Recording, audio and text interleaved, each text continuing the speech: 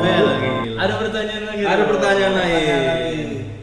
Dari jejak langkah gadis, mantap. Pertanyaannya soal gadis juga.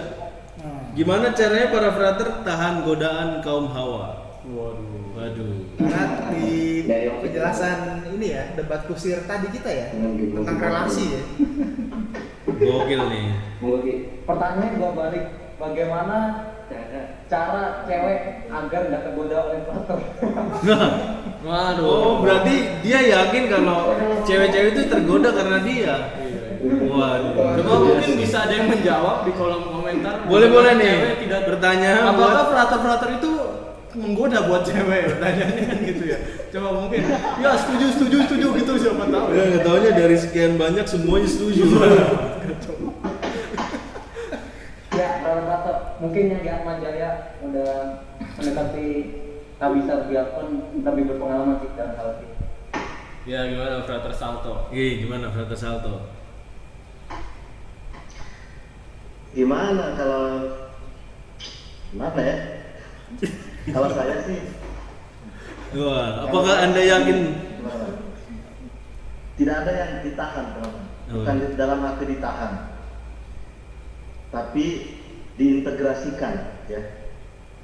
Diintegrasikan ke dalam seluruh pribadi frater yang bersangkutan, ya. Artinya cinta itu bagian dari kehidupan manusia, ya, yang menyatu dengan kehidupan manusia dan diwujudkan dalam tindakan, dalam kreativitas dan sebagainya.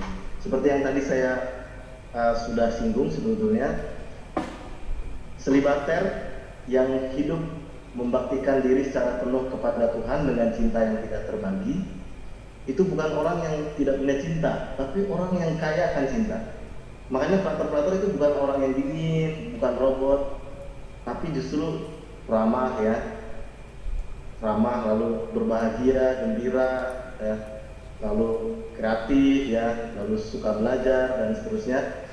Karena itu cinta yang frater miliki itu cinta yang tulus tanpa pamrih, lalu cinta yang memberikan diri sehabis-habisnya tanpa memiliki. Dalam arti cinta yang selalu berusaha untuk menumbuhkan umat yang dipercayakan Tuhan.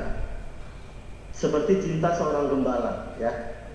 Cinta seorang gembala dalam Injil, ya, bahwa gembala itu, ya, seperti Yesus, ya.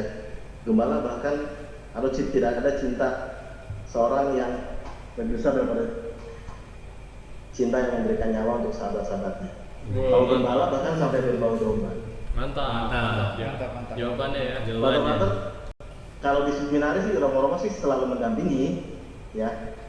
Misalnya kita didampingi untuk membawakan diri, memposisikan diri, ya, sehingga umat itu juga umat dari pihak umat juga mendukung fraternya, karena gereja kan juga butuh imam. Iya. Asal jangan Gitu. tidak bisa memposisikan diri dan keceplosan seperti frater-frater di luar sana. Siapa itu? Gak tahu. Volume. Oh, volume.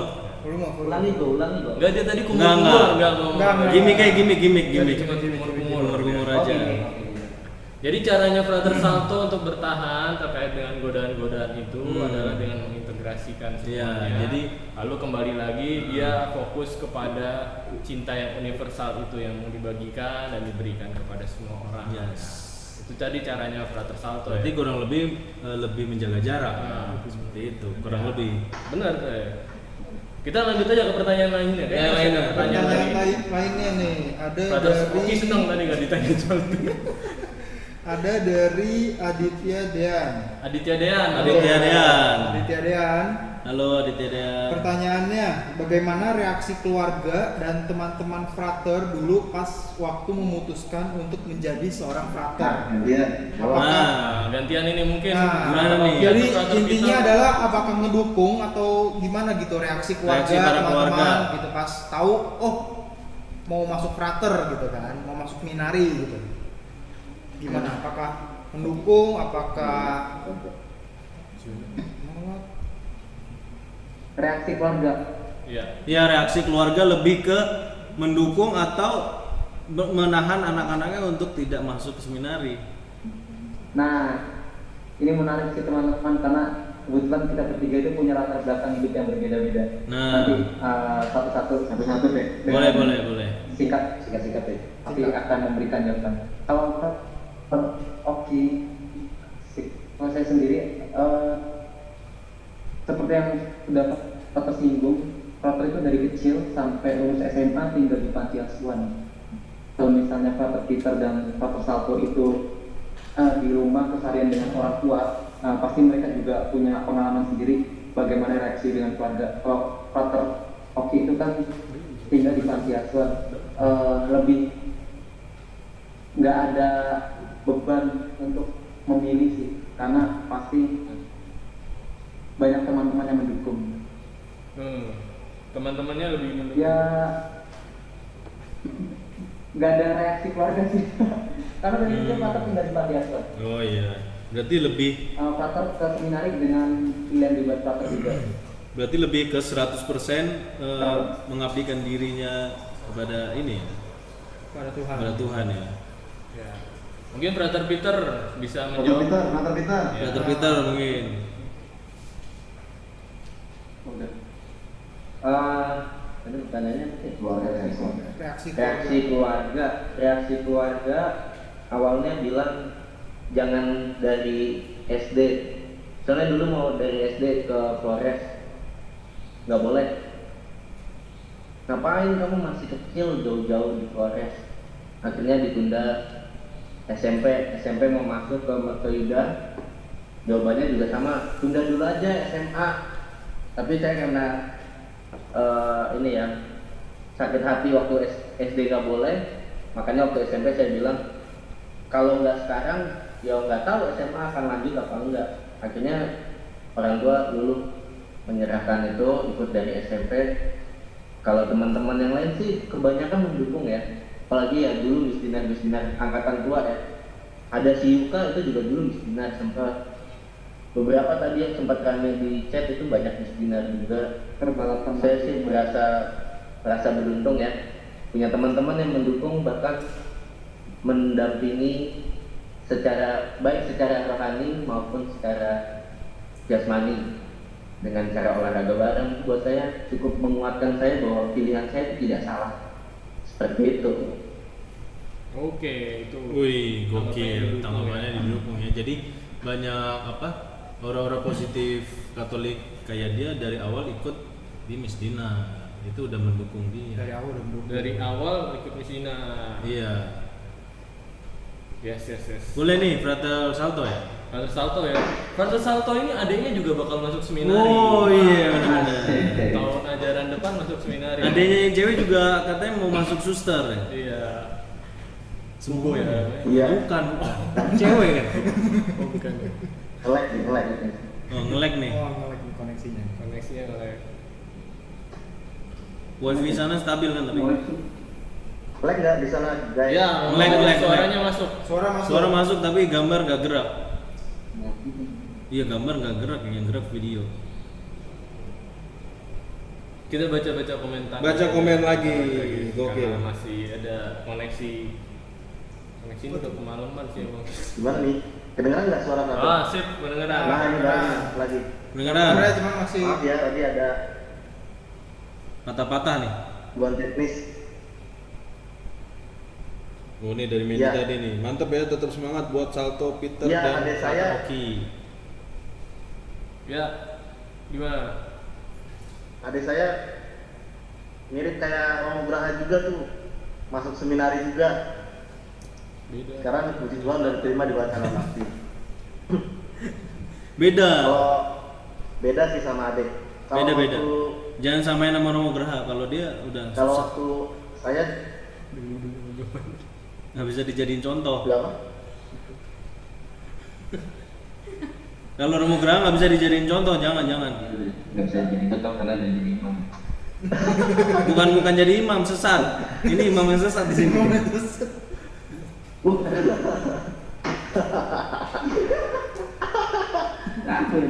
Bagus, Anda mengenal saya begitu dalam. Ya. Iya.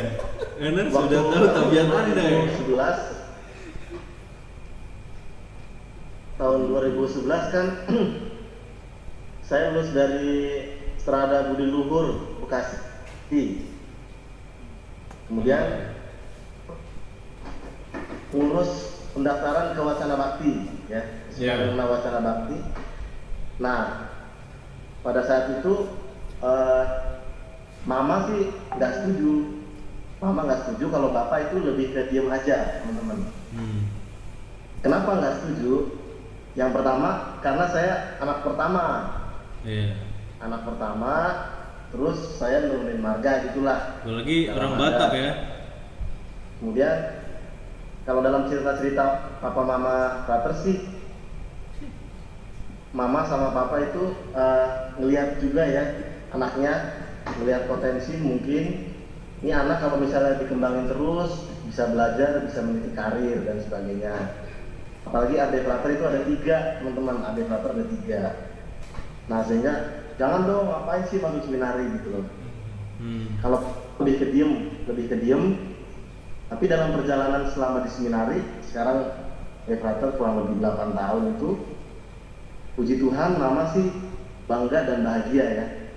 Terutama dengan melihat pertumbuhan, perkembangan anaknya, satu, lalu kemudian teman-teman mama itu banyak yang guru-guru, mama kan ngajar di sekolah Flora yang di Pondok Ungu Permai itu. Oh iya, tahu. Guru-guru yang Katolik juga. Iya.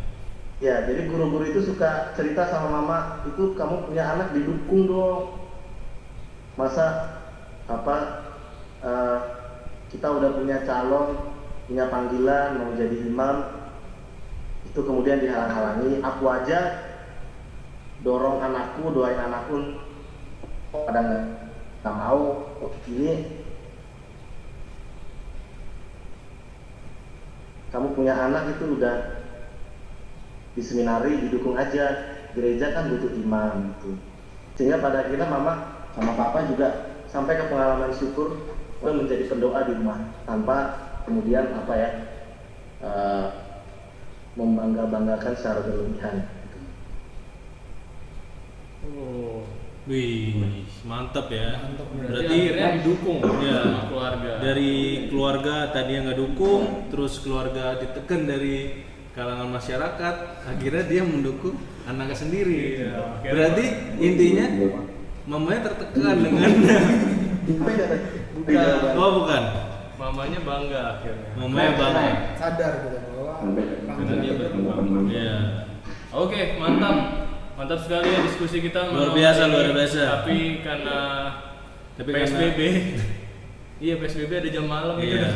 Jadi PSBB di Bekasi jam malam sampai jam 10. Ya. Berbahaya Kita juga harus mengikuti aturan pemerintah ya. Frater-frater yang terhormat. Mohon maaf. Ya, hati-hati di jalan dan hormat. Ya, maka dari itu terima kasih frater-frater. Terima kasih sudah mau meluangkan waktunya frater-frater. Terima kasih. Terima kasih banyak. Makasih juga. Semoga debat tadi tidak membuat kita musuhan ya, malah membuat kita bersaudara.